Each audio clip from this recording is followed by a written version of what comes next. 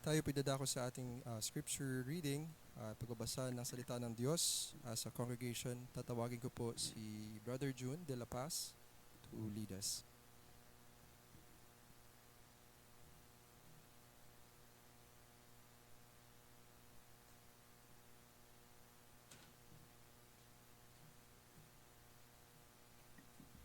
Magandang hapon po sa lahat. Sa ating scripture reading will be on Book of Romans, verse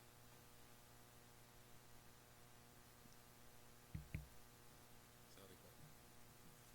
Okay, sa Book of Romans will be on verse 1 to 8. Will be alternate po. I'll be starting on verse 1 and then on verse 8 will be all together again. So I'll start with verse 1 and maaari pong tumayo po tayong lahat. Romans 12 we start verse 1. I beseech you therefore, brethren, by the mercy of God, that ye present your bodies as living sacrifice, holy, acceptable up to God, which is your responsible service.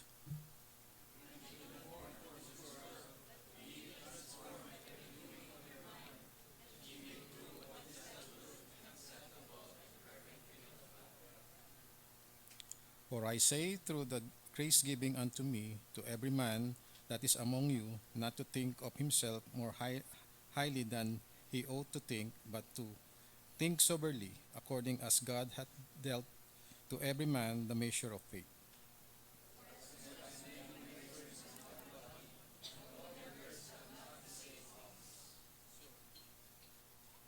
For as we have many members in one body, and all members have not the same office,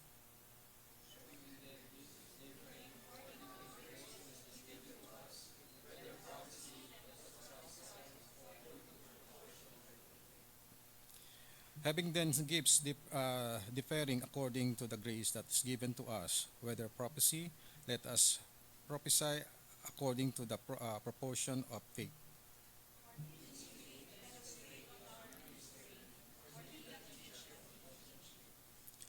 On verse 8 altogether, or it's forced on our source, so that even he that ruleth with diligence, he that sheweth mercy, and thank you po, and we all may we call Pastor Dennis.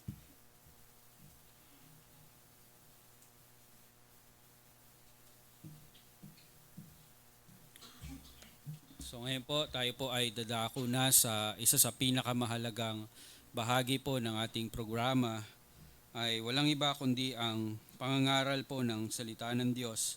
At ang ating pong speaker ay walang iba. Sa mga nakilala ay si Pastor Abet Tiangco. Honestly, siya po ang aking pastor nung ako po ay nasa Promised Land Baptist Church dito po sa Malabon. At I think kami ay nagkakilala ni Pastor sa pamamagitan lang ng phone. May tinawagan po siya sa church at yun, na-introduce ako, sabi ng isa sa mga workers, may bago tayong worker. Wala pa po siya noon, nasa ibang bansa at siya po ay nag-aaral ng master's degree. At naalala ko po kay Pastor Abet, pagdating po sa salita ng Panginoon, at isa sa mga hinahangaan ko ay yung kanyang masusing pag-aaral ng salita ng Diyos. At ako po ay nahimok, at syempre na-encourage, na-motivate sa pag-aaral po ng salita ng Diyos. Actually, lahat kami sa PLBC, ayun po ang aming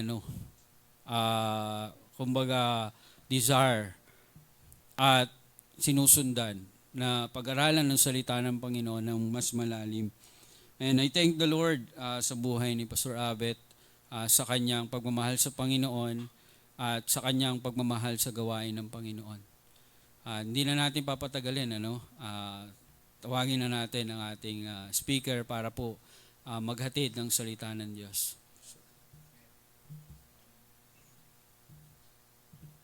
Salamat at hindi mo na pinatagal.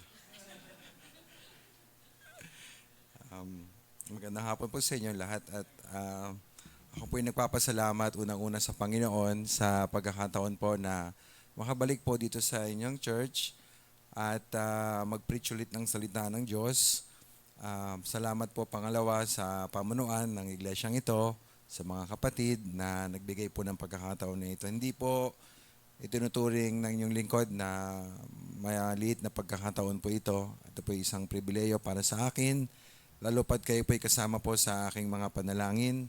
Sa tuwing pinapanalangin ko po ang pamilya ni Pastor Dennis, ay naalala ko rin po kayo. Of course, matagal na rin naman because of Pastor Dan. When we pray for the pastors, we remember po ang church na ito. And of course, we have some friends na from BGMBC rin po na dearly to us. So tayo po yung mag-aral po ng salita ng Panginoon. But before that, let me greet you po, happy 19th church anniversary.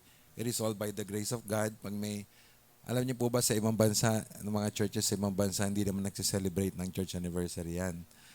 But tayo at least sa circles natin, pinapahalagahan natin, hindi yung church kundi yung Panginoon sa likod ng church. Dahil ang church natin ay nagtataguyod, nagpapatuloy because of the grace of God. At magpapatuloy dahil pa rin sa biyaya ng Panginoon. So tayo po ay mag-aral na po ng God's Word. Hindi ko na po babasahin yung ating text. So ang text po natin actually the first 2 verses of Romans chapter 12. At I was told na I have 50 minutes dito. So, hindi ko po gagamitin lang. Mga 49 lang. But, alright, tayo po manalangin. Salamat po Panginoon sa inyong kabutihan sa amin. Kami po ay nagagalak sa mga awitin na aming napakinggan. Talaga pong napaka-blessed namin because of Jesus Christ.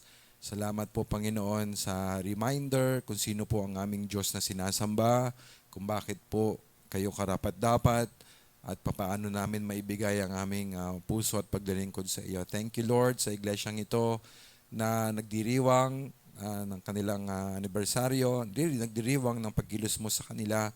Pagpalain niyo po ang mga sandaling ito as we study the Word of God. Panginoon, mangusap po kayo sa amin. Kami po ay nagpapakumbaba sa iyong harapan, Panginoon. Hindi po sapat ang aming karunungan upang lubos kami makinabang sa iyo po mga salita. Panalangin po namin na tulungan mo po kaming magpakumbaba, magpasakop sa authority ng God's Word. At kayo po malayang kumilos sa puso namin, Panginoon. We pray, dear God, na maintindihan namin ang God's Word at magpasya kaming sumunod sa inyo pong kalooban. Tulungan niyo po ako, ikaw po ang mataas. In Jesus' name, Amen. Nalala ko po na ako'y bagong mananampalataya. Ako ba'y lumaki sa Baptist Church pero nasave ako mga 15, 16 years old po ako. At nung nasave ako, that was the happiest day of my life. At masigla ang paglilingkod sa Panginoon kasi lagi mo naaalala ang ginawa ng Panginoong Yesus para sa iyo. Ika'y makasalanan, hindi mo alam paano maligtas, puro bigat sa puso mo, wala kang solution pagdating sa kasalanan. Alam mo, may judgment na naghihintay sa iyo, at you're not good enough. You'll never be good enough sa harapan ng Panginoon. Hopeless, helpless, apart from Jesus Christ.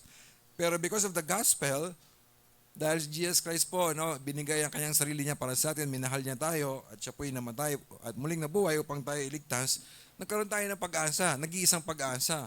At yun po nagbibigay sa atin ng kasiglahan, magpatuloy sa Panginoon. Ako po hindi ko po alam kung maniwala kayo, pero mahihiyain talaga ang tao po. Hindi ako sanay makipag-usap sa harapan ng maraming tao. Ayoko nagsisimula ng usapan. Pero dahil po sa Panginoon na tayo po magbabahagi ng God's Word, namomotivate tayong gawin ang kalooban ng Diyos. Sapagkat naiisip natin kung ano na ang ginawa ng Panginoon para sa atin. Bago tayo utusan ng Panginoon na maglingkod sa Kanya, siya na po muna ang unang naglingkod sa atin. Di ba? Sabi ng Bible, for the Son of Man ay dumating sa mundo na to not to be served, but to serve, but to minister and to give His life a ransom for many. So it's a motivation to do the will of God. Gusto mo lagi, pag nagkasala ka, gusto mo lagi isuko sa Panginoon, humingi ng tawad para walang namamagitan sa iyo at sa Panginoon, magpatuloy na maglingkod sa Panginoon. Masigla, masaya. Minsan kahit may mga problema, Para kang apoy na hindi ka napipigilan ng tubig. Ano, patuloy ka pa rin sa Panginoon kahit po may mga problema sa buhay. Pero alam nyo, naranasan ko din dumating sa buhay ko na hindi ko alam, no? Alam mo yung gospel eh. Alam mo yung ginawa ni Jesus Christ para sa iyo. Pero habang tumatagal ng panahon, parang alam mo na lang yon, hindi ka na naapektuhan ng katotohanan ng iyon. Dumarating sa panahon na nagiging abala po tayo sa ibang mga bagay, nadidistract tayo sa sanlibutan, at nawawala na po yung ating amazement, pagkamangha sa mercy ng Panginoon sa ating buhay. Hindi ko alam kung tayo po ngayon ay masasabi natin na masigla, motivated to serve the Lord. Pero kung naghahanap kayo ng motivation para maglingkod sa Panginoon, ang Bible po nagbigay sa atin. Ang motivation po ay yung awa na pinakita ng Panginoon sa atin, ipinadama ng Panginoon sa atin. Yan po ang ating motivation upang tayo po ay i-offer natin ang ating buhay bilang sacrifice, bilang handog sa Panginoon. Ang ating pong tema ngayong hapon ay, because you have experienced the mercies of God. Plural po yan, mercies, ano? hindi lang isa. Because you have experienced the mercies of God, the challenge is offer your life to Him. I-offer natin ang ating, sabi ng Romans 12, bodies, but it's talking about the totality of us, our life to Him. Dahil naranasan natin ang mga kahabagan ng Diyos, ihandog natin ang ating buhay sa Kanya. Now, ang Romans chapter 12, very famous yan. Maraming believers ang nakasumpong ng encouragement at guidance sa passage po na yan. But yan pong verses na yan ay very pivotal. No? Ibig sabihin ay, kumbaga para siyang hinge, parang bisagra, no? sa pinto. Nagpapalit po ng emphasis ang Book of Romans dyan. Ang Book of Romans po, gaya po ng ibang mga sulat ni Apostle Paul, ay mayroong dalawang parts. Mayroong tinatawag na doctrinal, ibig sabihin instruction, nagtuturo. Ang topic ay salvation. That's the first part, chapters 1 to 11, it's about salvation. And the second part is application naman, or practical side of the epistle, yung chapter 12 to 16. Okay, dahil tayo niligtas ng Panginoon, anong gagawin natin? Anong response natin sa ginawa ng Panginoon sa atin? So the first part, 1 to 11, salvation. Yung last part, pwede natin sabihin sanctification. No? Paano tayo maglingkod sa Panginoon? How do we respond to God's salvation? Now, tignan niyo po yung verse 1. Sabi po diyan, I beseech you therefore by the mercies of God, you present your bodies as living sacrifice. Yung po salitang therefore, yan po yung ating clue na ito pong chapter 12 ay nagsisimula na po si Apostol Pablo na i-apply yung mga doktrina ng kanyang itinuro. Pag sinabi doktrina, katuruan lang po pagdating sa kaligtasan. So dahil tayo po ay pinakitaan ng Diyos ng mga kahabagan, anong gagawin natin? Present your bodies as living sacrifice. Hindi nga po ito command, although parang meron ding puwersa ng command, pero ang ginamit po na salita ay beseech you. Yung word na beseech, ito po sa Tagalog ipinamamanhik, baka hindi po familiar ang iba sa atin doon. Pero ito po yung strong appeal.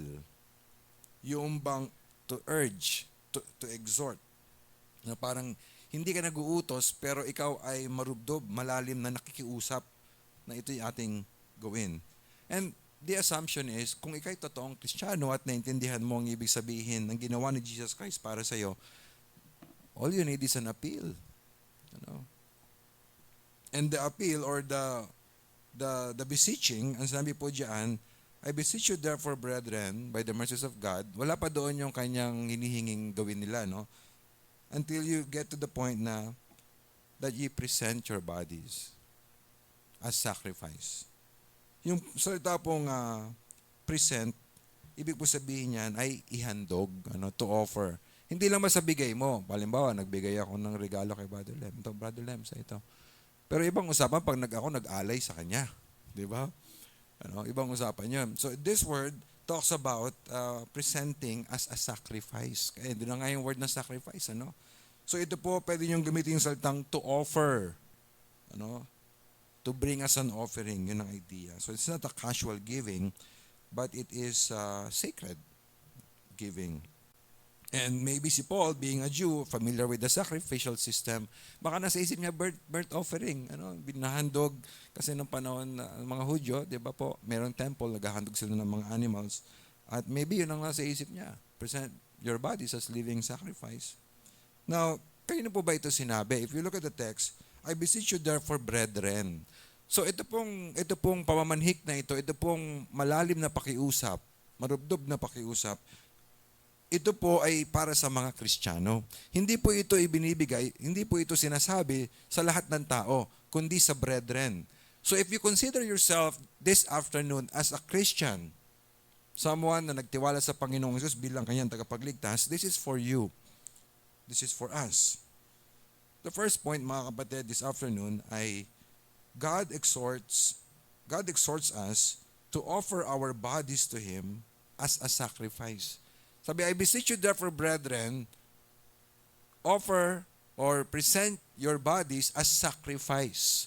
Iyon po yung ay pinapakiusap sa atin. Kung tayo po yung mga mananampalataya, meron pong sinasabi ang Bible sa atin, ating ipresenta, ating ihandog ang ating mga katawan bilang hain as a sacrifice sa Panginoon. Alam niyo mga kapatid, minsan ang mga mananampalataya na naiisip natin na ang Panginoon ay hindi interesado sa laman ng puso natin, kundi ang tinitignan lang niya yung mga ginagawa natin. Parang minsan naisip natin, sapat na mag-church, sapat na mag-offering, gumawa ng mga bagay para sa Panginoon. Hindi na masyado mahalaga kung anong laman ng heart ko, basta I'm doing what I'm supposed to be doing. Yung inaasahan sa akin, ginagawa ko naman. Alam niyo po mga kapatid, ang pinakagusto ng Panginoon sa atin, ang pinakainahanap ng Panginoon sa atin, it's really not what we can give Him, but us, ourselves. Tayo po ang gusto ng Panginoon ng puso natin. Pero hindi po yung, kasi mga kapatid, of course, may utos sa Bible, magkaloob sa Panginoon. Pero if you think about it, mga kapatid, pag-aari ng Diyos ang lahat, hindi niya kailangan ng pera eh. Pero meron ka mabibigay na hindi pwedeng pilitin ng Diyos sa iyo. Yan yung puso mo, ibigay mo sa Panginoon. And sa ating text, ginamit yung image ng body. Now, naalala ko po, minsan meron akong sinashare ng gospel. Tuwing Sunday afternoon, we go out share the gospel sa aming barangay and nearby barangays. Meron sinara ng gospel. Akala ko talaga tanggap na sa Panginoon eh. Ganda ng sinabi mo, pero hindi ako ready sa mga ganyan. Hindi ako masyadong naniniwala sa mga ganyan, sabi niya. Pero ang ganda rin nung sinabi ko. Hindi siya naniniwala. Pero ito sabi niya, pero alam mo kasi, ako yung tao na ibinigay ko naman na yung lahat-lahat ko sa kanya. Alam niyo yung mga unbeliever, may mga ganyan. Alam nila na hindi nila kilala ang Panginoon, wala silang relasyon sa Panginoon, pero somehow meron silang sinasabi na parang pahiwatig na may alam din ako sa ganyan. Ibinigay ko na ang lahat sa Panginoon. That's very vague. Binigay ko ang lahat para sa Panginoon. Pero itong taong to, bluntly rejected the gospel. Ayoko yan. Pero binigay ko na ang sarili ko sa Panginoon. Alam niyo po ang taong ito, iniisip niya na inahandog niya kaya ang sarili sa Panginoon in His own terms. Sa sarili niyang paraan. Alam niyo po, ang sinabi sa atin dito ng Apostle Paul, present our bodies as sacrifice. Ay, hindi niya po sinabi na, okay, present your bodies as sacrifice, tapos kung paano niyo gagawin yan, kayo nang bahala. Mag-isip. Kung bahala na kayo, diskartehin nyo na yan kung paano nyo gagawin yan. Kaya hindi po ganoon eh. Sapagkat sinabi po sa ating malinaw dito, kung papaano po dapat ihandog ang katawan bilang offering sa Panginoon. Paano ba isuko ang ating sarili sa Panginoon? Well, ibigay po natin yung subpoint A natin. Subpoint A natin, God prescribes how it must be done. Ano ba yung it? Yung presenting our bodies as sacrifice. Sinabi ng Panginoon paano gawin yan. Hindi tayo pwede mag-freestyle sa pag-dedicate ng buhay sa Panginoon. Hindi pwedeng style ko to diskarte ko to hindi po ganoon. Kasi ang Diyos na nagsabing offer your bodies as sacrifice, sinabi rin niya kung anong klaseng sacrifice yung kanyang hinahanap. Tingnan niyo po mga kapatid yung chapter 12 verse 1. Meron pong tatlong salita na ginamit, well, more than three, but mainly three descriptions or adjectives kung gusto natin yun. Ano, patungkol sa sacrifice. Tatlong description. Nakita niyo po ba? Sinabi diyan, I beseech you therefore, brethren, by the mercies of God, that you present your bodies. Okay, anong klaseng sacrifice? Tatlo. Number one, makita niyo, di ba? Living sacrifice. Number two, holy sacrifice. Number three, a sacrifice that is acceptable unto God. Okay, so, ibig sabihin, kung susundin natin itong exhortation na ito, it has to be according sa kalooban ng Panginoon. Hindi yung sarili lang natin ng sasabihin natin na this is my own expression of serving the Lord. Well, no. Maliwanag sa Bible kung paano maglingkod sa Panginoon, sinabi niya. Okay. So number one, ito pong paglilingkod, wala dito sa ating notes, sulat nyo na lang. Number one, ito pong service na hinahanap ng Panginoon sa atin or offering of our bodies, it must be a living sacrifice. Living sacrifice. Now usually, pag basa kayo ng mga commentaries, sasabihin nila dyan na, well, syempre kasi sa Old Testament, ang sacrifice ng patay, mga animals, di ba? So, lalagay mo sa altar, patay na yon, nagilitan na yon. Sorry po, very graphic yata yon. Basta, na ready na yon. So, in contrast to that, living, buhay, tayo, we offer our bodies as sacrifice as we serve the Lord. Okay, well, yeah, pwede rin yun. But, narinig nyo na ba yung salitang ito na ang pinaka magandang paliwanag sa Bible ay galing din sa Bible? Di ba? So, ano ba sinasabi ng Romans patungkol sa word na living? Well, gusto po nating i-throw itong interpretation na ito, na ito pong living sacrifice, ang ibig sabihin nito, hindi lang in contrast sa mga dead animals sa Old Testament way of worshiping the Lord or offering to the Lord. But a living sacrifice, ito po tumutukoy sa isang buhay na ginagamit sa Panginoon. Kumbaga, ipinapairal natin ang buhay na binago na ng Panginoon. Ito pong living sacrifice is a kind of sacrifice na nanggagaling sa mga taong na born again. Mga taong may new life. Alam niyo po, tayo naligtas, hindi lang tayo binigyan ng Lord ng ticket papunta sa langit. Minsan naisip natin, yung salvation, may enjoy ko yan pag namatay na ako. Alam niyo po ba na hindi na natin kinakailangang mamatay to enjoy some of the many blessings of salvation. Ang sabi ng Bible po, tayo po, bahagi ng pagiging ligtas, tayo na born again. Hindi po yun religion. Born again is an experience na binigyan tayo ng the impartation of life sa atin because tayo po'y patay. But tayo po ay naligtas, bahagi na doon yung tinatawag na regeneration. Tayo po yung naging born again, nagkaroon ng puso. If you study that, if you compare yung John chapter 3, yung being born again, being born from above, you compare that sa ibang parts ng Bible, ang ibig sabihin ng the Lord has given us a heart na cleansed from sin and tender towards His Word. That's what it means. Born again ng tao. Kaya, ngayon, tingnan niyo po sa Romans chapter 6. I think this is a definitive chapter na nagpapaliwanag sa atin. Ano sabihin ng living sacrifice? Well, we argue, based on this, na ang living sacrifice ay yung buhay mo, yung katawan mo gamitin mo bilang ikaw na na-born again na hindi ka na mamumuhay gaya ng dati bilang isang unbeliever, kundi yung buhay mo, yung katawan mo, ipapagamit mo na bilang instrumento ng katwiran sa kalooban ng Panginoon. Tingnan niyo po sa chapter 6, verse number 4. Therefore, we are buried with Him by the baptism unto death. Okay?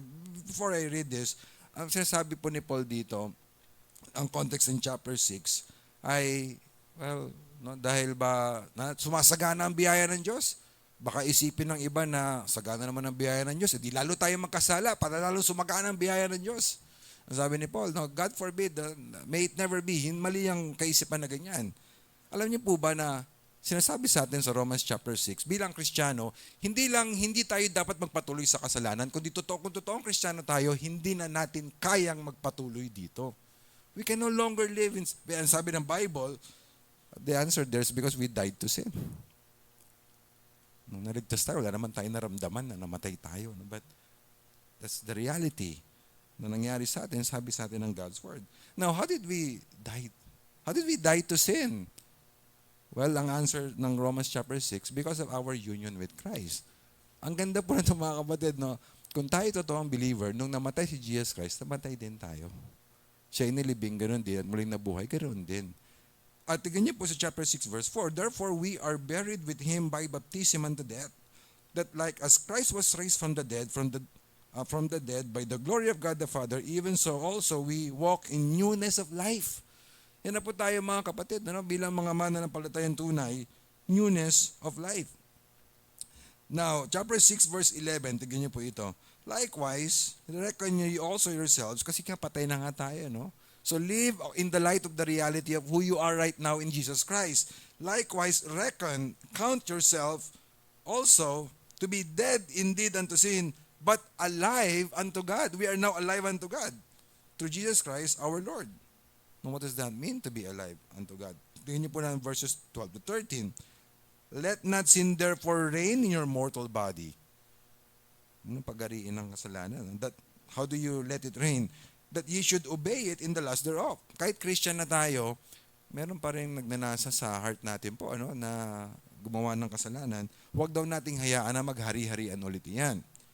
Verse 13, neither yield ye your members as instruments of unrighteousness unto sin.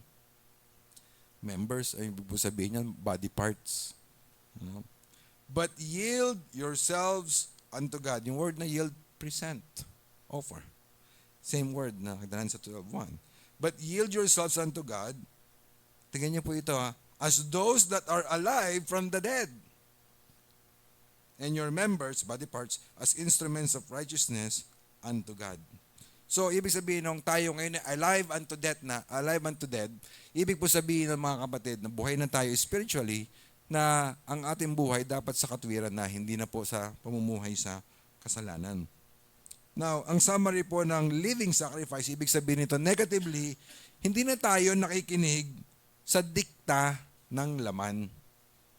Living sacrifice, pag binigay mo ang sarili mo sa Panginoon sa living sacrifice, you give it as bilang isang tao na born again na hindi ka na nagsasay yes sir sa mga gusto ng laman, but positively, you are yielding your bodies, your instruments, your body parts, you're yielding it to God para sa katwiran according sa kalooban ng Panginoon. So that's what it means. Living sacrifice, ibig sabihin na mabuhay ka bilang isang tao na born again. Di na gaya dapat ng buhay unbeliever.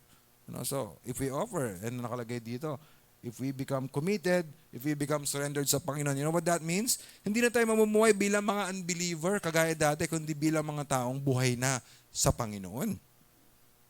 So to be a living sacrifice is not merely a declaration, I am a living sacrifice, but a firm decision. You make the decision to refuse the promptings of sin and live righteously. That's a living sacrifice. Now, hindi lang living, kundi holy sacrifice, di ba? A living sacrifice, holy sacrifice. So, number 2, it must be a holy sacrifice. So, sinabi, binibisich tayo, ating i-offer ang ating bodies bilang living sacrifice at bilang holy sacrifice. Ano po ibig sabihin ng holy? Ibig sabihin ng holy, it is set apart to God. It means it is consecrated, devoted sa Panginoon. Pag living sacrifice ka na, hindi ka na magpagamit sa iba. Hindi mo na pagamit ang buhay mo sa iba. And nakita natin kanina sa kasalanan. Alam niyo mga kapatid, kotang-kota na tayo sa pamumuhay sa kasalanan bago tayo nakakilala sa Panginoon. Kanya ang buhay natin dapat ngayon ibigay na natin sa Panginoon. Mga kapatid, ang sabi rito, holy sacrifice, dedicated unto the Lord. Parang yung mga priest, para sila sa Panginoon. Now, ang living sacrifice ay para sa Panginoon at para sa Kanya lang. Exclusive use for God's purposes only. Now, meron yung idea ng word na holy, ethical idea, ibig sabihin separated from sin. We know the Lord, di ba? Sabi ng Bible, be ye holy as according to the Holy One who called you. Be ye holy as God is holy. So ang ibig sabihin po ng holy sacrifice ay meron pong moral purity. As we serve the Lord, hindi lang tayo masipag sa gawain ng Panginoon, kung hindi namumuhay din tayo sa kabanalan. Mga kapatid, may kasabihan tayo sa Tagalog, hindi natin kaya mamangka sa dalawang ilog. Ganon din sa paglilingkod sa Diyos, hindi po pwede kaliwang kamay nasa gawain ng Diyos, kanang kamay nasa sanlibutan. Mga kapatid, kung tayo po ay magiging living sacrifice, magiging totoo tayo sa Panginoon, kailangan siya lang at tayo po ay umiiwas sa kasalanan. Alam niyo mga kapatid, hindi sapat na masipag tayo sa gawain ng Diyos, kailangan meron tayong moral purity. Nagpapatuloy tayo sa kalooban ng Diyos sa kabanalan. So, the summary, pag tayo po'y ibigay natin ang ating sarili as handog sa Panginoon, kailangan merong exclusivity na tinatawag, at merong purity. Ayun, wag po tayo mag-alinlangan. Tayo po'y niligtas na ng Panginoon, para sa Kanya na tayo. Wag na nating gawing portion 2, 90% sa Panginoon, 10 tithes sa sanlibutan. Ganun, ibigay na natin sa Panginoon ng lahat. So ilang applications po dito. Unang-una, our lives must exclusively be for God. Iwasan po natin yung double life. Alam niyo po ba yung double life? Tayo po lahat, minsan may mga double agent na Christian. Pag nasa harapan ng mga believers ay maingat ang salita. Okay. Pero pag wala na sa church, minsan hindi mo ma-distinguish, Christian ba to?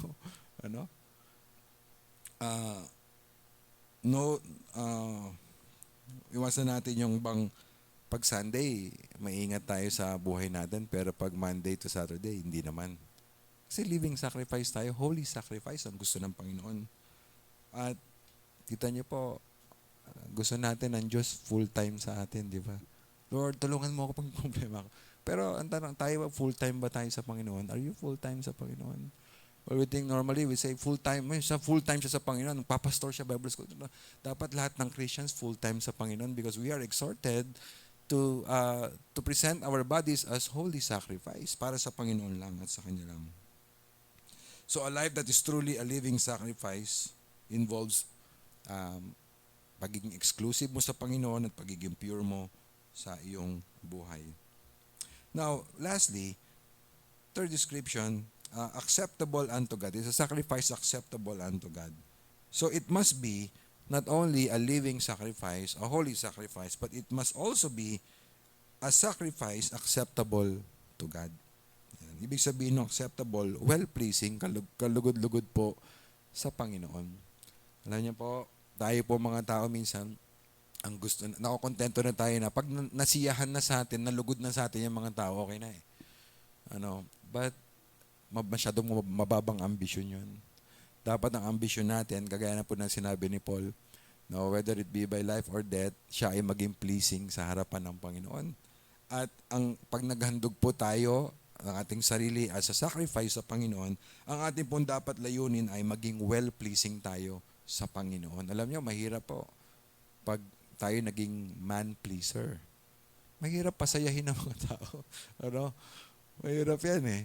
At saka sa bandang uli, hindi naman yan mag-evaluate ng work mo sa mundo, kundi ang Panginoon. So bakit ako mamubuhay para sa kanila? Okay, don't get me wrong, we consider them, we love others, we love our neighbors. Pero pagdating sa the primary consideration is God. Anong tingin niya sa akin? Well, hindi na masyadong mahalaga kung anong tingin ng tao sa akin as long as I do the will of God. And kung anong sabihin nila sa akin, bahala na lang sila. Kasi kung iisipin na, kung mas papahalagahan po natin ang tingin ng tao sa atin kaysa sa Panginoon, we will never be able to offer ourselves as a sacrifice para sa Panginoon. Now, paano ba natin nalalaman ang pleasing po sa Panginoon? It's through the Word of God. Di po ba? Paano malalaman kung saan nagiging masaya ang Diyos? Through the Word of God. Hindi mo naman mapaginipan yan. Hindi mo mabasa sa kung saan yan. The Bible tells us kung paano ma-please ang Lord.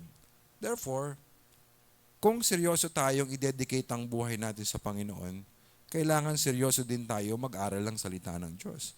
Because hindi mo malalaman kung paano pasayahin ng Diyos kung hindi mo siya kilala.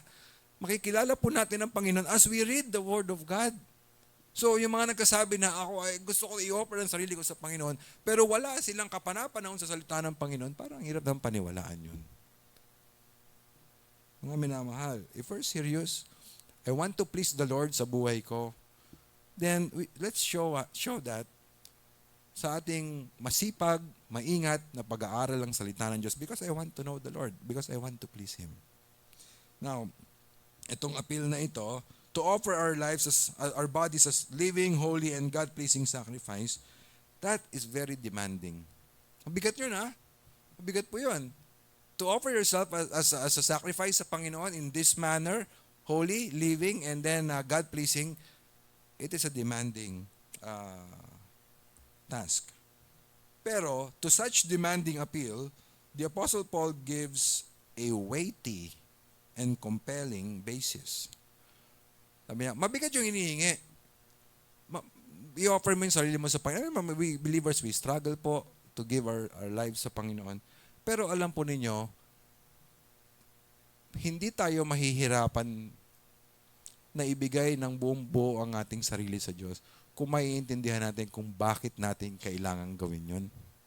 Sinabi po sa atin dito ang dahilan. Tingnan niyo po, chapter 12 verse 1, I beseech you, represent your bodies as living sacrifice, wholly acceptable unto God. Ninaktawan ako, no? By the mercies of God. Sinasabi ni Paul na ihandog nyo ang lahat-lahat ninyo sa Panginoon in this manner, living, holy, and God-pleasing, alang-alang sa, on the basis of, dahil sa mga kahabagan ng Diyos na pinakita sa inyo. So point B, the basis for the exhortation, ibig sabihin yung batayan kung bakit ba naman si Pablo ay ini-encourage tayo, hinihikayat tayo na ating pong ibigay ang ating katawan sa Panginoon bilang hain. Well, ito ang kanyang basis. Ito ang basis ng Panginoon. Ito ang dahilan. The mercies of God. The basis for the exhortation is God's mercies.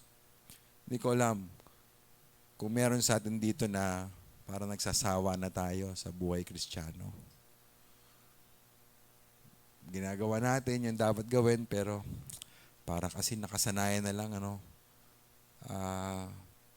wala na ba tayong sigla sa paglilingkod sa Panginoon? Kung naghahanap ka ng motivation paglingkod sa Panginoon, ito yung binigay sa atin ng God's Word. If you're looking for a strong motivation, this is it. Ang mga kahabagan ng Diyos. Ngayon ang tanong, ano ba yun? Ano ba yung mga kahabagan ng Diyos sa atin? Well, yung word therefore, I beseech you, therefore, brethren, by the mercies of God, you present your bodies. Ibig sabihin ay, kung ano man yung mercies of God, tinalakay ni Paul yun sa unang 11 chapters, bago mag-chapter 12. Doon, kung gusto mong malaman kung ano yun, basahin mo yung chapters 1 to 11 para maintindihan mo yung mercies of God. Ngayon, siyempre, huwag kayong kabahan. Hindi natin pag-aralan lahat yun. Masyadong mahaba, Chapters 1 to 11. But, let's just summarize. Ang focus po ng chapters 1 hanggang 3, sa gitna ng 3, ay ang focus ni Paul doon, lahat ng tao ay nagkasala. Dahil dyan, galit ang Diyos sa atin. Kaya sa chapter 3, mababasa niyo yung mga verses na there is none righteous, no, not one. Alam niyo yung mga passages na gano'n, di ba? All have sinned, come short of the glory of God. Mababasa rin po natin na there is none that understands, none seek after God, all turn aside and become useless. There is none that do with good, no, not even one. So nandun yung mga yun, no? At sinabi rin ni Paul na yung mga Gentiles, yung mga taong walang Bible, yung mga non-Jewish people, galit ang Diyos sa kanila because of their sins of idolatry. So pumapalakpak yung mga Jews pag nabasa yung Romans chapter 1, pero pagdating sa chapter 2, sila naman din.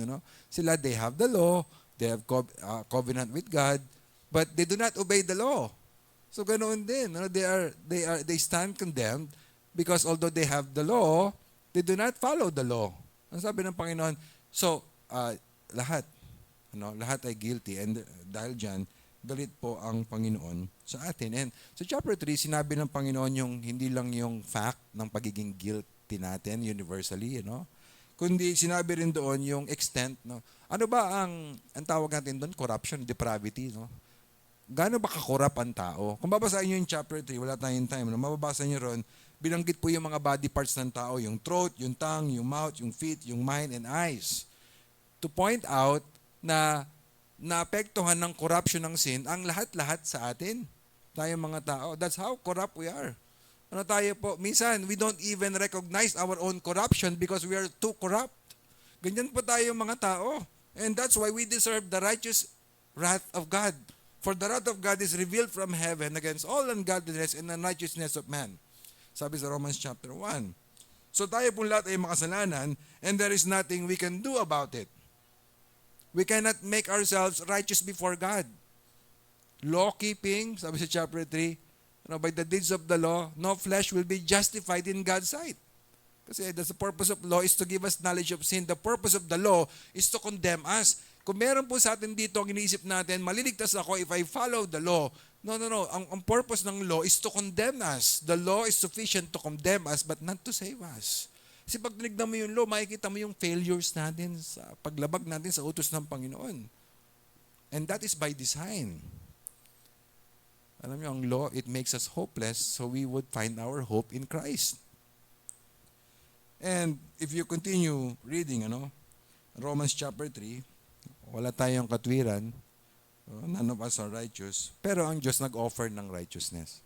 Sabi po sa chapter 3 verse 21, but now, the righteousness of God, without the law, you're not gonna get this through the law, is manifested, being witnessed by the law and the prophets. Ibig sabihin, this has been the teaching, consistent teaching of God, even supported by the Old Testament, the law and the prophets.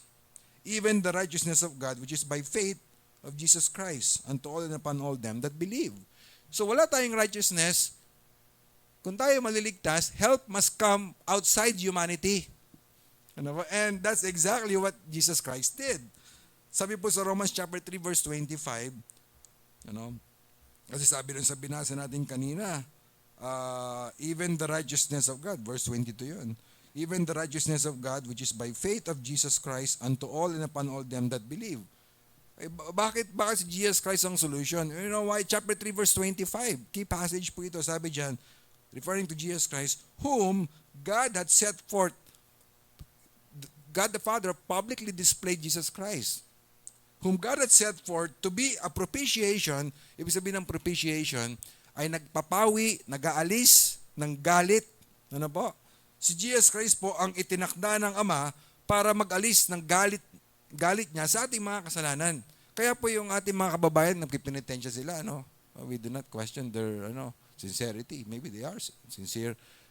Pero mga kapatid, kahit gayahin ko pa point by point yung mga ginawa ni Jesus Christ na suffering, is not going to appease the wrath of God. Hindi mababawas ang galit ng Diyos sa akin. You know why? Because meron lang isa na itinakda ng Diyos para pumawi ng galit niya sa kasalanan nating mga tao. Whom God had set forth to be a propitiation. Now ito, bakit? Okay, paano naging propitiation? Paano napawi ni Jesus ang galit ng Ama? Sabi po sa chapter 3 verse 25, in His blood. Ibig sabihin sa pamamagitan ng kamatayan ng Panginoon sa kanyang brutal na kamatayan, bloody death dun sa cross. Alam niyo po ba, yun po ang pumawi sa galit ng Ama. You know what happened po? Nung namamatay si Jesus Christ, pinapasan niya po ang kasalanan nating lahat na parang siya ang gumawa ng bawat isang iyon. Yung galit ng Diyos sa lahat ng kasalanan, tinipon niya at ibinagsak doon sa krus sa kanyang anak.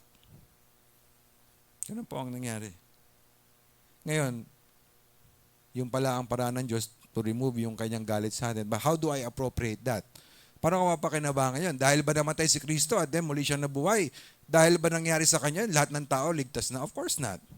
If you look at chapter 3 verse 25, sinabi doon, whom God had set forth to be a propitiation through faith. Okay, gusto mo ba na yung galit ng Diyos sa iyo ay wag nang bumagsak sa iyo at ibinagsak niya na sa Panginoong Hesus? Gusto mo ba maapawi ang galit ng Diyos sa iyo dahil sa iyong mga kasalanan? Ang sabi ng Bible is because of Jesus Christ, pero ang sabi ng Bible, through faith. Ang hinihingi ng Panginoon, hindi yung magsimba ka, hindi yung magpabinyag ka, hindi yung maging member ka ng church, hindi yung ganito, yung ganyan. Ang hinihingi ng Panginoon is magtiwala tayo kay Jesus na yung kanyang ginawa ang tanging paraan para mapawi ang galit ng Diyos sa aking mga kasalanan. Yung kanyang kamatayan at yung kanyang muling pagkabuhay. I don't know kung meron sa atin dito, you're still thinking, Pag mag-iisa ka na lang, paano ko pag namatay ako? No, I know I'm a sinner at mapupunta ako sa judgment ng Panginoon. Anong sagot ko diyan? Well, the only answer is Jesus Christ. Because if you will not accept the sacrifice of Christ, then you have to pay for your own sins sa impyerno. So, mga kapatid, kung di pa tayo nanampalataya sa Panginoon, well, why not now? Even as you sit there, you ask the Lord. No? You admit that you're sorry for your sins. You repent of your sins, and then you trust Christ as your only Savior. Hindi yung good works mo, hindi yung religion mo, hindi yung mga nagawa mo at magagawa mo pa, kundi ang Panginoon lamang. Now, kung tutuloy niyo po yung Romans sa chapter 5, therefore being justified by faith, kasi pag nanampalataya tayo sa Panginoon, tayo po idideklara na matuwid. Isipin niyo yun, mga kapatid. Justified, ibig sabihin, diniklarang matuwid. Sabi, because we're justified by faith, we have peace with God. Isa sa mga blessing ng pagiging naman nanampalataya po. Tayo po ay mga papunta sa impyerno, doon ang galit ng Panginoon sa atin. We cannot save ourselves. Pero dahil kay Jesus Christ, tayo po inaring ganap, diniklarang matuwid ng Panginoon. At isa sa mga epekto noon, tayo na dati mga guilty. Ngayon, we have made peace with God. Meron na tayong reconciliation sa Panginoon. Hindi ito yung peace na binibigay sa iyo at wala ka ng problema. Sabihin, bati na, pinagkasundo na. Walang kasalanan ng Diyos. Tayo may mali. Pero dahil kay Kristo, pinagkasundo na po tayo. Tayo mga kaaway, kung Kristiyano ka na, pinagkasundo ka na sa Panginoon. Di ba blessing po yung mga habag ng Diyos yan. At sa chapter 6, andun naman po yung tayo po'y pinalaya na po pagdating sa sa kasalanan dahil nga tayo po'y may kaugnayan na sa Panginoon. Kung kay Kristiyano, hindi ka na alipin ng kasalanan. No, huwag ka na magpasakop dyan. Ikaw ay mamuhay na sa kalooban ng Panginoon. Meron ka ng bagong Panginoon. Huwag ka na sumunod sa dikta ng laman, ng diablo at ng sanlibutan kasi si Jesus na ang Panginoon mo. Pinalaya ka na ng Panginoon kasi you are now united with Jesus Christ. So that is liberation from sin. Chapter 7, we're also liberated from the law. Ang ibig sabihin nun, we're no longer under the condemnation of the law. Mga lawbreakers po tayo eh. And therefore, we deserve to be judged kasi binayolate natin ang laws of God. Pero ang doon, Jesus Christ, He fulfilled the law in behalf of us.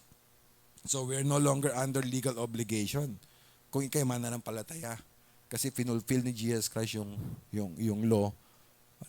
Hindi lang niya kinuha ang iyong kasalanan, kundi yung kanyang perfect katwiran, ibinigay naman sa atin. And then chapter 8, security. Therefore there is no more condemnation, di ba? Sabi sa chapter 8. So we will no longer be condemned. And also security din natin na kahit may suffering, all things work together for good. Actually, mga suffering ginagamit ng Diyos. Minsan mali ang pagkaintindi natin na sa all things work together for good, na pag nawalan ka ng 100, huwag kang mag-alala, makakapulot ka ng 500. All things work together for good. Hindi ganun. All things work together for good, ibig sabihin nun, ang good is conformity sa image ng Panginoon. Kahit anong sapitin mo sa buhay, pwede yang gamitin ng Diyos para maging kagaya ka ni Jesus Christ. And that's the good. That's the ultimate good na ating mararanasan. And sinabi rin doon na ang destiny ng mga believers, ang wakas ng mga Kristiyano is glory. Kaluwalhatian. Kung titignan mo ang buhay natin dito, parang ang buhay ay pasama ng pasama, pahirap ng pahirap. Naalala ko, tatay ko namatay last year. Namatay tatay ko last year. Titignan mo yung kanyang kalagayan. Ano ba ito, Panginoon ka ako. Namatay siya sa colon cancer. Kita mo yung kalagayan niya, para siyang kandila, araw-araw nauupos, paunti ng paunti, hirap na hirap. But you look at him, he was getting worse. Pero dahil believer siya, ang sabi ng God's word, pag Kristiyano ka, the best is yet to come. The best is yet to come. Kahit anong sapitin mo dito, walang makapagbabago ng destiny mo. Glory ang destiny ng isang mananampalataya. That's security. Ano ba tayo dati? Mga makasalanan tayo dati. Walang pag-asa. Pero ngayon, ang ganda ng wakas natin, glory. And then of course, the last part ng chapter 8, nothing can separate us from the love of Christ. That's security. Ano? The security that you need is this, that God loves you. That's the security that you need. And then, of course, sa remaining chapters, 9, 10, 11, talks about election, pinag-aawayan ng mga tao, minsan, ano. But, meron siyang, makikita po natin dito, sinabi ng Panginoon sa Romans 9:15 to 18, ano. For he said to Moses, I will have mercy on whom I will have mercy, and I will have compassion on whom I will have compassion. So then it is not of him that willeth, nor of him that runneth, but of God that showeth mercy. For the scripture said unto Pharaoh, even for this same purpose I have raised thee up, that I might show my power in thee, and that my name might be declared throughout all the earth. Therefore hath he mercy on whom he will have mercy, and whom he hardeneth. Napakita po natin sa atin dito na ang Panginoon meron siyang karapatan, ano, na bilang Diyos magpakita ng awa, kasi awa is freely given, ano. God has the right to show sino ang gusto niya pakitaan ng awa, sino rin ang gusto niyang i-harden. In the case of Pharaoh, after the series of hardening his own heart, the Lord hardened his heart. So mga kapatid, ang point dito, pwede naman tayong pabayaan na lang ng Diyos sa ating mga kasalanan and then He would remain just because we're guilty. But He has shown mercy to us. Chapter 9, verses 22 to 24. What if God, willing to show His wrath and to make His power known, endured with much long suffering the vessels of wrath, fitted to destruction, and that He might make known the riches of His glory of the vessels of mercy, which He had afore prepared unto glory, even us, whom He had called, not of the Jews only, but also of the Gentiles. You know, sabi rin nito, how did you come to Christ? Is it because magaling kang mag-analyze? Is it because magaling kang umintindi ng mga bagay-bagay? Now, this is telling us that we became believers not because of our intelligence. Because intelligence is not the problem. Maraming tao matatalino yet they reject God. Nor of anything that is in us. It is because of the mercy of God. You have understood the gospel because of the mercy of God. You've heard and understood it. Pwede naman pabayaan na lang tayo ng Diyos sa ating mga kasalanan. Pero naawa ang Diyos sa atin . That is mercy. You know? We were hopeless, we're hellbound, and we cannot do anything about it. Pero ngayon, dahil kay Jesus Christ, we're reconciled. We're free from the law in terms of its condemnation. We're no longer under the power of sin. We have a prospect of glory. Ano ang tawag doon? Mercies of God. We are saved not because any of us deserve it, but because we became recipients of God's mercies. Now mga kapatid, on that basis, hindi na dapat mahirap sa atin na i-offer yung buhay natin sa Panginoon. Sino ba tayo? Mga kapatid, kung babalikan natin Romans 1, we're under the righteous wrath of God. Pero sino tayo ngayon? Tayo mga traidor. Pero ngayon, sa kasama ng Panginoon, mga kasama niya sa langit. Pinangakuan ng kaligtasan ng Panginoon. Tapos tayo po na ginawan ng Diyos ng ganyan, sinasabi niya, offer your bodies to God. Hindi na dapat mahirap sa atin to. No wonder hindi na sila inutusan. I beseech you. Kaya mga kapatid, alam nyo, the gospel is also for Christians. Minsan naisip natin, gospel, para sa mga unbeliever yan. Siya rin yun ang gospel yung mga unbeliever. But mga kapatid, we need to hear the gospel every day as Christians because that's our motivation to love the Lord and to serve the Lord. To offer our lives to the Lord because it reminds us of the mercies of God. Kaya nga, pag may Lord's Supper sa church, huwag kayo mag-skip. Attend that service. We need that. Let me ask you to do this simple exercise. You ask yourself, yung direction ng buhay mo ngayon, yung ginagawa, priorities mo, mga ginagawa mo sa buhay ngayon, you ask yourself, ganito ba ang buhay ng isang taong, ganito ba dapat ang buhay ng isang taong pinakitaan ng habag ng Diyos? Ganito ba? Ganito ba dapat ang pinagkakaabalahan ng isang taong nakaranas ng kahabagan ng Diyos? Ganito ba dapat ang pagpapahalaga ng isang taong nakaranas ng kahabagan ng Diyos? Well, you know your own life. The exhortation seems to be demanding sa mga unsaved people, hindi nila maintindihan yan, di ba? Eh lang pagpunta mo sa church pag Sunday, bakit ba kayo ng simba pag linggo? Sa isip ko, bakit ba naman nakikialam? Sa isip ko lang yon. Pero, bakit ba simba? Dami naman pwedeng gawin. Sayang pwede ka namang mag-mall, mag-outing kayo, di ba? O, minsan mga Kristiyano nag-outing pag Sunday. Exhortation, parang demanding mga unsaved people, di nila maintindihan, pero minsan pati mga Kristiyano, hindi nila maintindihan. Anong sense, no? Na mag all the way ka sa Panginoon, okay na yung 80%, no? 99.9, parang safeguard lang. Pero yung percent na para sa sarili mo, okay naman, yung ka masyadong seryoso dyan. Ano? Meron kaming isang na-witness na naging Kristiyano, ngayon, worker namin, si Brother Lance. Sabi ng nanay niya sa akin, si Brother Lance, nag-decide, nakatapos na ng Bible school po yun, no? Yun po, Dean's Lister yun sa kanyang college, tapos tinawag ng Panginoon. Tinapos niya yung kanyang course, magandang grades, mataas ang hopes ng mama niya, non-believer. Tinawag ng Panginoon, Bible school, nag-message sa akin yung mama niya. Sabi niya, hindi ko akalain na sa ganyan hantong yung pinasok ng reliyon ng aking anak. Medyo nagkatampo sa akin yung nanay niya. Sabi ko, pinigilan ko nga rin po yung anak ninyo.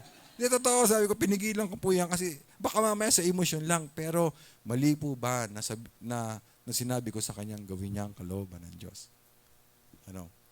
So, hindi maintindihan ng mga believers. Ng mga unbelievers yung ganyan. Pero alam niyo po ba, kung naiintindihan natin ang gospel, offering your bodies to God as a sacrifice is a very reasonable thing. Tingnan niyo po yung sinabi pa sa chapter 12 verse 1. I beseech you therefore, brethren, by the mercies of God, that you present your bodies a living sacrifice, holy, acceptable unto God, which is, yung ganitong klaseng offering, is your reasonable service. Sa ibang version, reasonable worship, kasi yung word na yon, ginagamit po yan sa temple service. Paglilingkod sa Diyos, sa temple, the word, it's a cultic usage of service. And if you look at, wala tayong time, if you look at, di ba po sinabi ni Jesus Christ, tinutukso siya ng diablo na sambahin siya, di ba? Sambahin mo ako, obey ko sa lahat yan. Ang sabi ng Panginoon, ang Diyos lang ang sambahin mo at siya lang ang paglilingkuran mo. You see, yung paglilingkod and worship, magkasama po yan eh. Sa Old Testament, makikita niyo magkatambal yan. Na-plunge sa idolatry ang God's people. They serve other gods. What does that mean? They worship other gods. Okay? So, ito po sinasabi sa atin dito na acceptable service is worship. No? And yung sinabi po dyan na acceptable, ibig sabihin reasonable. Diyan galing yung word natin na logical. Logic. Agreeable to reason, ika nga. Point C. It is a believer's, yung pag-offer ng sarili sa Panginoon, it is the believer's reasonable service. Yung mga nagsasabi na, sobra naman, magbigay mo lahat sa Panginoon, they do not understand the gospel. They do not understand the gospel. Kasi kung naintindihan mo ang gospel, wala kang hindi handang ibigay sa Diyos. Kaya nga mali yung question na bakit ako maglilingkod sa Panginoon? Mali yun eh. Kung naintindihan mo yung gospel, ang tamang tanong, bakit hindi tayo maglilingkod sa Diyos? We have all the reasons to serve the Lord. Because of what God has done for us in Christ, because of God's mercies. The minimum for serving God is our everything. That's the minimum. Let's not create our own standard. Okay na yan, ganyan. No? If we understand the gospel, the minimum is all. Our all. Less is unreasonable. Diba? Kaya mga kapatid, huwag nating sabihin na walang saysay ang maglingkod sa Diyos dahil sa gospel. Yung mga nagsasabi na sayang naman ang buhay, ginamit sa Panginoon, nagseryoso sa Panginoon, they do not understand ang gospel. They do not understand the implications, the importance of the gospel. Now, bisa lang natin, lagpas na yata ako. Kasi hindi ako nakatingin sa reels ko kanina. Pastor Dennis, anong oras na ba ako dapat Anong sige po? I should stop at 5:20. Okay. So I have 7 minutes. God's number. Verse 2, meron pong dalawang commands. Yung isa prohibition, yung isa command. And be not conformed to this world, but be transformed. So ito mga commands po ito. And pwede natin silang tignan as independent in themselves. Pero maaari itong dalawang ito ay pinapakita sa atin ni Paul, okay, offer your bodies as living sacrifice sa Panginoon. And the only way you can do that is by doing these two commands. Okay? So Paul mentions two things that are essential to our offering ourselves to God. So number 1, and be not conformed to this world. Point number two. To do this, ibig sabihin, to offer our bodies to God as living sacrifice, to do that, you must not be conformed to this age. Yun ang Greek word, the age, or world, pwede rin. Upang ito'y magawa, ma-offer ang sarili, kailangan huwag kang umayon sa mundong ito. Alam niyo po yung salitang ginamit dyan, and be not conformed. Ibig sabihin, huwag tayong pamolde, pahulma. Huwag tayong magpa-impluwensya. Huwag nating hayaan na yung kaisipan ng mga diligtas ang humubog sa ating mga choices sa buhay. Kasi minsan, may maraming Kristiyano, Christian by profession, pero mag-isip para pong mga unbeliever. Sa counseling, lumalabas yan. Tatanungin, ba't mo ginawa yan? Tapos sabihin, kasi ganito, ganyan. Parang ganyan mag-isip ang mga diligtas. Yung salita po dyan na, be not conform, ang idea po niyan ay stop conforming, stop allowing yourselves to be conformed by the world. Nangyayari ito. Kaya point A, the temptation is strong and constant. Kahit Kristiyano na tayo, we have this temptation that is very strong and constant na maimpluwensyahan tayo ng mga kaisipan ng di mananampalataya. Meron pong kalooban ng Diyos sa atin, pero meron din pong kalooban ang sanlibutan kung paano tayo dapat mag-isip at mabuhay. Although a different Greek word, sa 1 John 2:15, sinabi doon, di ba, love not the world, neither the things that are in the world. If any man love the world, the love of the Father, our love for God is not in us. Tapos sinabi doon kung ano ibig sabihin ng world, di ba?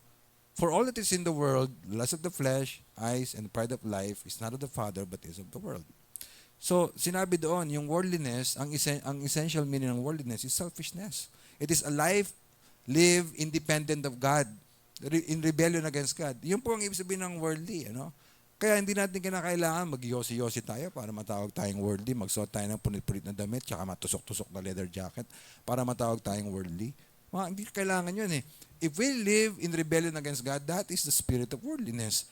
Kaya mga kapatid, sinabi po sa atin ng Bible, kung tayo po gusto natin na maging living sacrifice tayo, tigilan natin na maimpluwensyahan ng mundo yung ating pag-iisip at yung ating mga choices.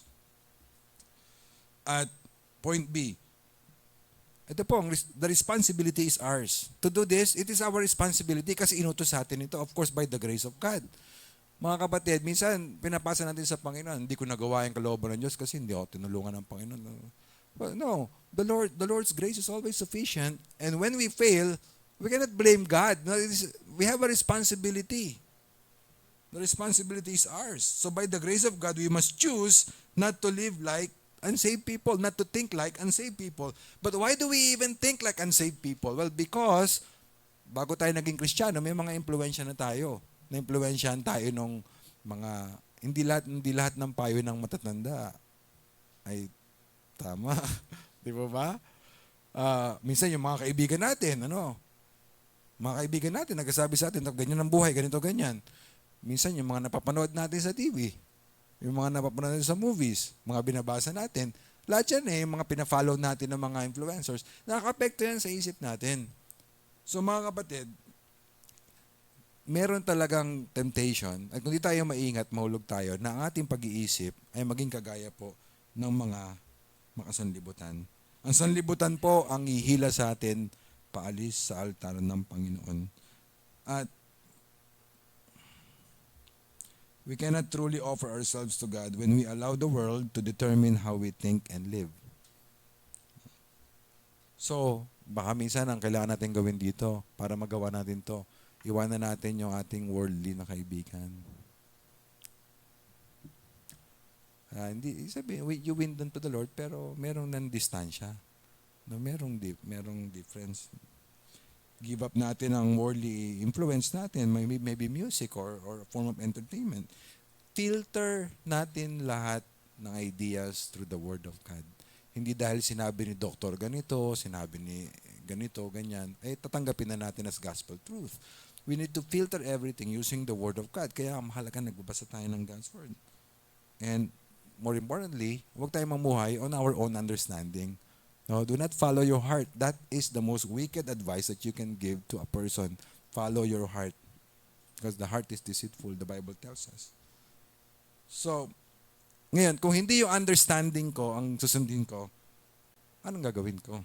Well, quickly now, sabi po sa chapter 2, verse 2, and be not conformed to this world, but be transformed by the renewing of your mind. Okay, the word transformed, magbago, be renewed, idea. Mind, that refers to thinking. Mabago raw ang pag-iisip. Yun ang ating alternative. Sinabi sa atin ng Panginoon. And ito pong pagbabago ng pag-iisip na ito ay it is possible as we see. Tingnan niyo po sa 2 Corinthians 3:18. I'll just read it for you. 2 Corinthians 3, 5:20 na pala. Mabilis na lang po ito. But we all, with open face, beholding as in a glance the glory of the Lord, are changed into the same image from glory to glory, even as by the Spirit of the Lord. So tayo ra po ay nababago from one point of glory to another as we see the glory of Christ. Where do we see the glory of Christ? Through the Word of God. Point number 3, last point. To do this, para ma-offer natin sa Panginoon nating sarili as sacrifice, you must be transformed in your mind. You must renew your mind. Yung force naman ito is continue to be renewed in your mind. Point A, there is always something to renew in our minds. Sinabi rito, keep on renewing your mind. Hindi sinabi na pag 10 years na Kristiyano ka na, pwede ka na mag-stop. No, keep renewing your mind. Kahit po mga Kristiyano matagal na, meron pa rin mga binabago sa pag-iisip po. Surrender our ungodly thoughts to the authority of the Word of God. Para tayo maging living sacrifice, dapat hindi po matigas ang ating ulo. Kapag meron tayong paniniwala, huwag nating igiit kung ito po ay labag sa salita ng Panginoon o taliwas sa sinasabi ng Biblia. That's how we become a living sacrifice. At spend time with the Word of God because that's how we see the glory of Christ sa salita ng Panginoon. And God's Word sanctifies us. Now, meron pong result. Kung tayo po, we offer ourselves as living sacrifice at we stop allowing the world to influence our thoughts and instead, we renew our minds to the Word of God, meron pong epekto sa atin yan. And babalik tayo full circle, makikita niyo po rito. Ang result po sa last part ng verse 2, that ye may prove, what is that? What is the will of God? And the will of God is described as good, acceptable, and perfect. So point B, last point. Non-conformity sa world, sa age, and renewal are necessary to know and appreciate God's will. That ye may prove, ibig sabihin that you may know, that you may discern kung anong kalooban ng Panginoon sa atin. Alam niyo po mga kapatid, may mga bagay na pumipigil sa atin para malaman natin ang kalooban ng Panginoon. And one of those is by living according to the thinking of the world and not being renewed in our thinking through the Word of God. Ang relationship nito mga kapatid, knowing God's will, mahalaga po yan in pleasing God. And what is pleasing God? Pleasing God is, that's just a living sacrifice. If your life is pleasing God, you're a living sacrifice. You cannot please God without knowing the will of God. Sabi sa Colossians 1:9, prayer ni Paul sa kanila, Sa Colossian believers, for this cause we also, since the day we heard it, do not cease to pray for you. Hindi pa niya nakikita itong mga believers na to. Pero ang prayer request niya, that ye might be filled with the knowledge of His will. That's the prayer request of Paul to the believers. Bakit naman yun ang prayer request niya sa mga believers? Verse 10, that ye might be filled, verse 9, with the knowledge of His will in all wisdom. Verse 10, that ye might walk worthy of the Lord unto all pleasing. So if you know the will of God, then you can please God. Okay? But you cannot discern the will of God even though you have your Bible, kung ang ating pag-iisip impluwensya ng world, because we will just reject the Word of God. Kung ang ating isip ay hindi renewed ng thinking natin, we'll just reject the Word of God. Now, many professing Christians fail to live as a living sacrifice because they do not know or appreciate God's will for their lives. Andiyan ang God's will, pero hindi na pinapansin eh. Why? Kasi isip makasanlibutan at ayaw magpabago, ayaw magpa-renew ng kanyang pag-iisip. Naguguluhan ka ba sa buhay? Parang walang direksyon, Well, maybe there's kasalanan, nagka-cloud ng judgment mo. Or maybe your lack of time with the Word of God, hindi mo makita ang glory ng Panginoon. Mga kapatid, because we have experienced the mercies of God, we must offer ourselves to Him.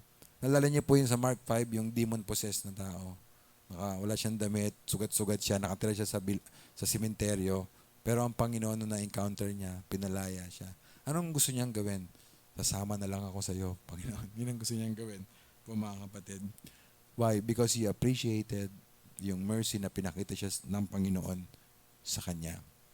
So, do you want this? A heart committed and a life surrendered. Anong kailangan po natin? Let's think about the mercies of God. And because we have experienced the mercies of God, the challenge for us is offer our lives to the Lord. Let's pray. Dear Lord, I pray for the church. I pray for brethren here and everyone, mga believers na nandito. Lord, work in our hearts, Panginoon, even in this short invitation, short opportunity to respond. I pray that you would give us the grace that we need so that we can make concrete decisions now. Habang nakapikit po tayo, mga kapatid, nais po natin maglaan ng ilang sandali upang manalangin tayo. Because I believe, and the Bible is clear, na andyan ang katotohanan, not just for us to know them, but for us to respond. So maglaan po tayo ng ilang sandali. I don't know kung anong ating gagawing response. Maybe it's the time that we dedicate ourselves sa Panginoon, or we have forgotten or minimize ang kahalagahan ng gospel sa buhay natin. And this is the time to ask for forgiveness and praise the Lord for His mercy sa buhay natin. Maybe this is the time of recommitting ourselves to Him. Let's just hear one stanza of music. We have musicians. One stanza of music. And then I'll close in prayer. But as we listen to the music, tayo po yung mag-respond in prayer sa atin ng pakinggan.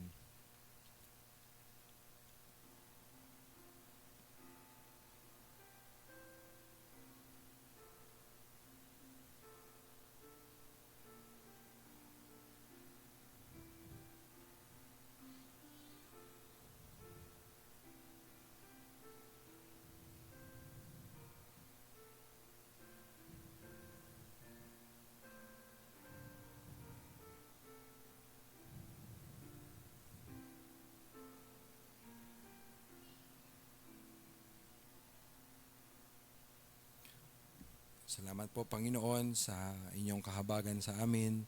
Nawa lagi po namin ito maalala at sa bawat araw na lumilipas, mas lalo pang maging matingkad ang kulay ng aming pagkaunawa sa iyong kahabagan sa buhay namin. Salamat, Panginoon. Help us sa mga decisions na aming ginawa. Thank you for being merciful to us. Ito po ang aming panalangin in Jesus' name. Amen.